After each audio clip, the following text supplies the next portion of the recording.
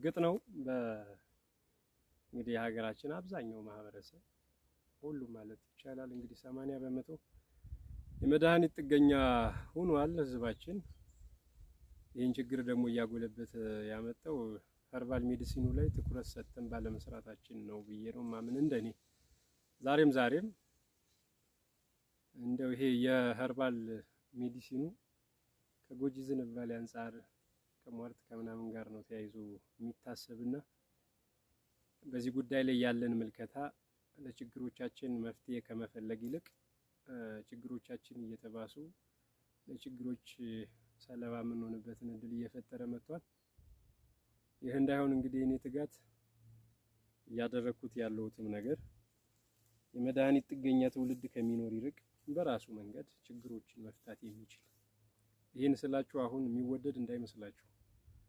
እነዚህ ድራግ አምራች ተቋማት የሚወዱኝ ግማሾቻችሁ ችግሩ የጎዳችሁ ሰዎች ለችግር የተጋለጣችሁ ሰዎች ልትወዱት ትችላላችሁ። ግን በዘርፉ እያተረፈ ያለ ተቋማት ደግሞ እኔን እንደ ወዳጅ እንደማያየኝ እንዳትረሱ። ያም ስለሆነ የሚደረግ ችግር ፈቺ ነገር ሲገኝ ያው ችግር ፈቺ አካል ወደ ጎን አይደል ችግርን እያላመዱ በችግሩ የሚጠቀሙ ችግርን እየፈጠሩ ደግሞ በችግሮች ላይ የሚያተርፉ ሰዎች ይበራከቱልን አያለሁ ከገጽም ላይ ስለማይ። አለሙ ከበደ ዩጋህ ይቁረጥ ይፍለጥህ የሚባሉ ሰዎች ሲመጡ ተከታዮች ነው ያለው።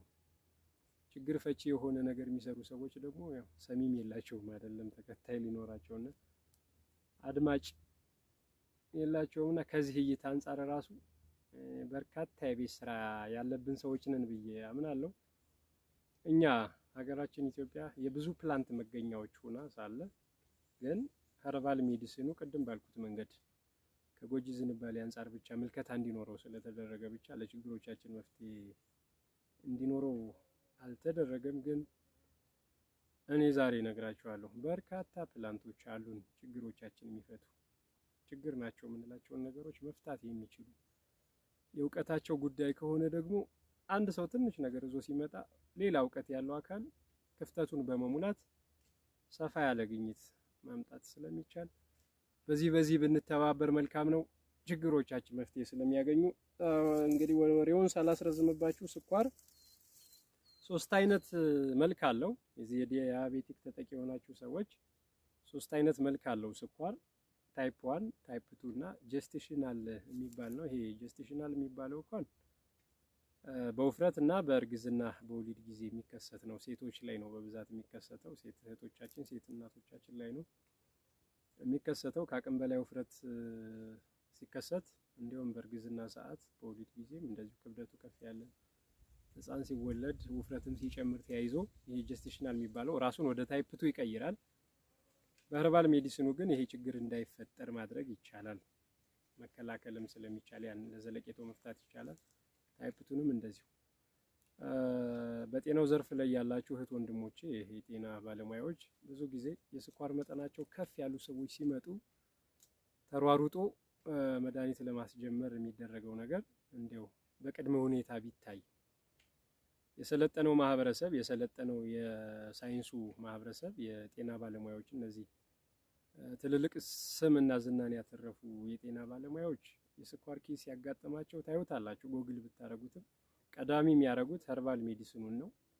ችግሩን በዚህ መፍታት ካልቻሉ ነው ወደ ዘመናዊ ሕክምናው የሚወስዱትና የኛም ሀገር የጤና ባለሙያዎች የዚህ ኬዝ አጋጥሟቸው ወደ እናንተ ሲመጡ ሰዎች በስነልቦና ደረጃ አስደንጋጭ የሚሆን መልእክት ነግሮ መድኃኒት ከማስጀመር ይልቅ ትሪት አድርጎ ይሄኛውን አማራጭ በእንቅስቃሴም ሊሆን ይችላል በስፖርትም ሊሆን ይችላል ካለዛ በኸርባል ሜዲሲኑ አማራጭ ሊሆን ይችላል ችግሩን የሚፈቱበት ነገር ቋሚ ጥገኛ ከመሆናቸው በፊት ይሄ ነገር ቢኖር የሀገር በቀሉን እውቀት እየደገፍኩትም እንዳይመስላችሁ በርካታ ክፍተት ያለበትና ለበርካታ ችግሮች የሚያጋልጥ ነው የሀገር በቀሉን ቢሆን። ለምን ብዙ ሰዎችን አይቻለው እኔ ጥልቁ እውቀት ሳይኖራቸው ያው የኢኮኖሚ ችግራቸውን ለመፍታት ብቻ እንደ አማራጭ ያዩታልና ይሄ የኢኮኖሚውን ችግር ለመፍታት ብቻ ነገሩን እንደ አማራጭ ሲጠቀሙበት ሰዎች ለጉዳት አይጋለጡ ማለት አይደለም፣ ይጋለጣሉ።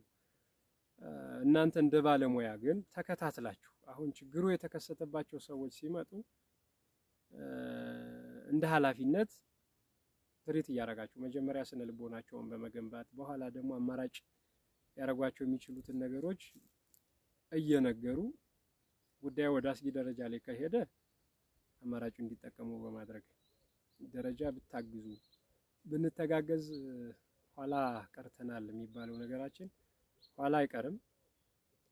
እኛ ኋላ የምንቀርበት አንዳችም ነገር ስለሌለን ተፈጥሮ በጣም አድልታ ስላገዘችን ተፈጥሮ አጋዥነቷ እኛ ሀገር ላይ አሁን እኛ እንደምናየው አይደለም። ይሄ እርስ በርስ እንደምንተያይበት አይደለም። ቀለም፣ ቋንቋ፣ ብሔር ምናምን አይደለም። ተፈጥሮ ኢትዮጵያውያኖችን ስታግዝና ስትተባበር ሁሉም ነገሯ እንደምትመለከቱት ነው። ሁሉም ነገሯ በገፍ የተሰጠ ነውና ከዛ ካላት ውስን ነገሮች ራሳችንን ተጠቃሚ ብናደርግ በርካታ ነገሮቻችን የተፈቱ ይሆናሉ እና በዚህ ጉዳይ ላይ እርስ በርስም በመገፋፋት ሳይሆን አሁን ሀርባል ሜዲሲኑ የዘመናዊ ሳይንሱ የሀገር በቀል የእጽዋት ሕክምናውና የዘመናዊ ሳይንስ እውቀት ያላችሁ ሰዎች እርስ በርስ በመገፋፋት ወይ እኔ እበልጣለሁ በመደኛኘት በመተቻቸት ሳይሆን በመነጋገር ድክመት ያለባችሁ ሰዎች ድክመታችሁን በማመን ጉድለት ያለባችሁ ጉድለቱን በማመን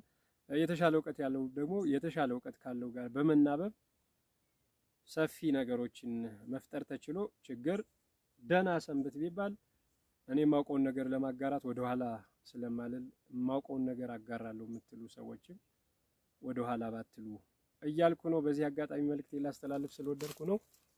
እንግዲህ ኢትዮጵያ ውስጥ ከሚበቅሉ በርካታ የእሬት ዝርያዎች መካከል 30ዎቹ አሉ። እሬት 250 በላይ ዝርያ ስላለው ይሄንን በእጅ የምትመለከቱትን እሬት ይሄ ወንዴ ነው። በእርግጥ ፎረፎር፣ ሴቦሪክ፣ ይሄ ድርቀት፣ የፈንገስ ፌርማታ የምንላቸውን በሙሉ ያስወግዳል ተቀላቅሎ ከጊዜው አጀል ጋር ማለት ነው። ስኳርን እንዴት ትሪት ያደርጋል፣ ስኳርን እንዴት ሊከላከልና ሊያስወግድ ይችላል ካላችሁኝ ደግሞ ይሄ ውስጡ ጀሉ የሴቴ እሬቱ በሀገራችን በቅለው ከሚገኙት 28 አይነት ወይም 30 ዝርያ ያላቸው 30 ናቸው ኢትዮጵያ ውስጥ እኛ ሀገር ላይ በቅለው የምናገኛቸው። ከነሱ ዝርያዎች የእሬት ዝርያዎች ሴቴውን በመምረጥ የሴቴውን ጀል በብዛት ሰብስባችሁ በርከት አድርጋችሁ ሰብስባችሁ ጀሉን በንጹህ ቦታ ላይ ያስቀምጣችሁ ፀሐይ እንዳያገኘው አድርጋችሁ ነው የምታደርቁት። ጥላ ቦታ ነው መድረቅ ያለበት። ጥላ ቦታ ሆኖ ያው ሙቀቱ መካከለኛ ሙቀት ያለው በጣምም የታፈነ ቤት መሆን የለበትም። ነፋሻማ አየር ያገኘ ጥላ ቦታ ላይ ሆናችሁ ታደርቁና ጀሉን በብዛት ሰብስባችሁ በመፍጨት አለማችሁ ፓውደር እንደ ፓውደር አዘጋጅታችሁ በማስቀመጥ ጠዋትና ማታ በአንድ ብርጭቆ ውሃ አንዳንድ ማንኪያ የተፈጨ የእሬት የውስጥ የጀሉን ፓውደር ቅርፍቱ አይጠቅምም፣ ልላጩ አይጠቅምም፣ ውስጡ ነው ጀሉ ነው። ይሄ የምትመለከቱት ይሄ ጀሉ ነጭ ነው። ስትፈጩትም ደርቆም ሲፈጭ ይሄ ጀሌ እንደምትመለከቱት ነው ነጭ ነው። ይሄንን የጀል ፓውደር በውሃ በጥብጣችሁ አንዳንድ ብርጭቆ ጧትና ማታ ብትወስዱ የስኳር ሁኔታችሁን ያመጣጥንና መካከለኛ የሆነ ወይም ኖርማል የሚባል ደረጃ ላይ ያደርስላችኋል። ኢንሱሊን ለምትወስዱ ያው ሊያስቸግር ይችላል። በርከት ላለ ጊዜ ወሰዱኝ ሊል ይችላል። ግን ኢንሱሊን የሚወስዱ ሰዎችም አሁን ኢንሱሊኑን ትተው ይሄን ብቻ እንዳማራጭ የሚጠቀሙ ሰዎች እንዳሉ ነግረውኛል። ጥሩ ለውጥም እንዳመጡበት። ኢንሱሊን ያልወሰዳችሁ ሰዎች ካላችሁ ያልጀመራችሁ ሰዎች ካላችሁ ግን ከ7 ቀን ጀምሮ ችግራችሁን አስተካክሎ ፈቶላችሁ ነው የምታገኙት። ኢንሱሊን ሲወሰድ ጣፊያችን ምንድነው ይላመዳል።